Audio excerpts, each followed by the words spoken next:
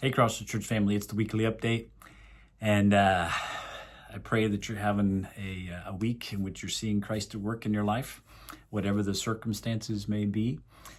We know that within our body, every day, there's cause for rejoicing, there's cause for weeping. And so we join with one another in rejoicing with those who rejoice and weeping with those who weep. And so I pray that in whatever circumstance of life you are in, that you know of Christ's presence with you, that you are being encouraged by your brothers and sisters, that you are encouraging others, brothers and sisters, and that God is glorified and honored in and through us. Yeah.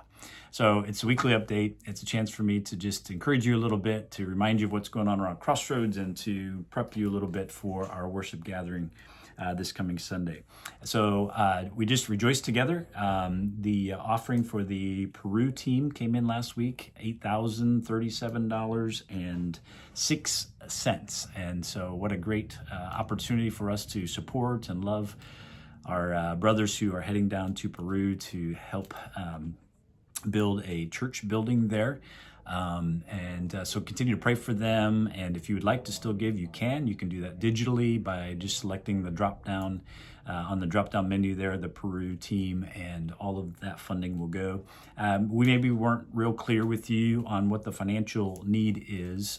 It's $2,900 for each team member to go. And so there's that. And then we also are providing some of the funds for the building material, and so about $13,000. And so it's quite an investment, and it's good. We're thankful to be part of it and to have that opportunity to bless brothers and sisters in another part of the world. I'm excited about the guys that are going and how God is going to use this in their lives personally. I've told you many times I love short-term missions because it gets us outside of our normal routine. It puts us in a different culture most often, and it just enables God to use that as a way to grow us as well as we minister to those we go to serve. So super excited about those guys going. Continue to pray for them, and if you would like to give, you can still do that. Excuse me. Also want to let you know, as Mark shared with you this past Sunday, we've got some exciting opportunities coming up this fall for you to connect together and grow in Christ together. We had our Dive student ministries and our Fuse 5th and 6th grade ministries kick off this past Sunday. Had great number of students, and those teams are rolling. So thankful for those leaders who are engaging with our students and coming alongside parents, partnering with them to disciple the heart of their children. And so it's a great thing. So pray for those teams, pray for those students as we head into this school year. In fact, this coming Sunday in the Connection area, there's going to be every name of a child within our body out there on a clothespin, and from kindergarten, I think, or actually preschool, maybe, I don't know, nursery, something like that, though Rich and Christy will clarify for us. But there's going to be names available for you to take and to put on your fridge or to keep in your car, to pray for that student this year. Pray for our school teachers. We have teachers in public schools, private schools, those of you that are homeschooling. We all know that the school season is an important time of life and is a major focus of things. And so pray for our teachers to be an encouragement to the students, to be a light of Christ where they are, the aroma of Christ, as the word tells us. In 2 Corinthians 5. So pray for all of that. Excited about all that rolling. We've got a target group that'll be starting soon, the ruthless elimination of hurry. Important concepts for all of us to contemplate. Those of you that would like to participate in the target group, make sure you get signed up for that. Women's Bible study coming up. All kinds of ways for us to connect together in Christ.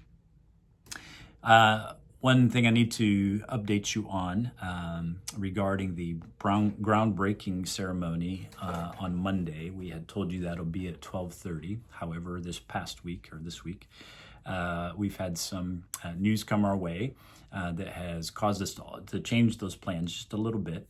Our dear brother in Christ, Nate Byler, many of you know Nate and Angie, they were part of Crossroads for a long time. Wonderful friendships they have here. Nate passed away this past week and from a battle with colon cancer. And we were asked if we could host the service here for Nate. And as I sat with Angie and the kids and talked through things, it seemed like Monday is what best served the family.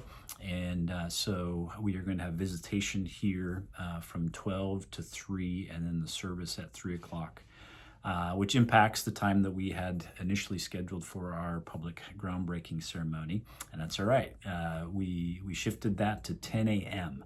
So it's still going to be on Monday, August 25th, but it's going to be at 10 a.m. instead of 12:30. So unfortunately, you're not going to be able to come over a lunch hour if that's what you were planning to do at work, but hopefully many of you can still come and witness that and be part of it. Mayor Listenberger is planning to be here, as well as some of our news outlets, and we've got a DJ representative that's going to be here and others that'll be present. So it's going to be a wonderful time for us just to kind of communicate with our community of what God is doing here and point them to Jesus. So pray for that time. If you can, come join us. Again, that's going to be at 10 a.m. on Monday.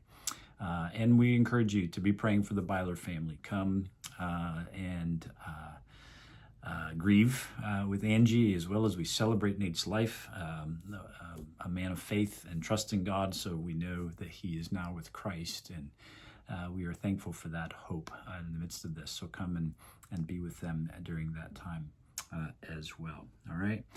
Well, as we plan toward our gathering on Sunday, I pray that you will be here, that you'll make that a priority. And as you come, I want to encourage you to read Matthew 6, verses 25 through 33 before you come. I told you last week we're spending these few weeks just kind of sharing with you lessons from the garden. Said it might feel a bit random, and I'm processing with you, and that's still very much the case. So I'm not necessarily spending time in a particular text this week, but we're going to draw from a variety of texts for me to share with you something that God just really deepened in my own life during sabbatical. And I pray that this Sunday can be a time for us all to grow just a bit deeper in our relationship with Christ as we think about God and who he is. So read Matthew 6, 25 through 33. I want you to think about what do we learn about God in this text? What do we learn about the character of God, who he is? How does God reveal himself to us? What metaphor, analogy does he use to describe himself to us? And why is that important? So, I look forward to sharing my thoughts with you on Sunday. I would love for you to dig into, again, Matthew 6, 25 through 33 before you come Sunday. Just think about that a little bit, ponder it, and we will work through that together in our time of worship.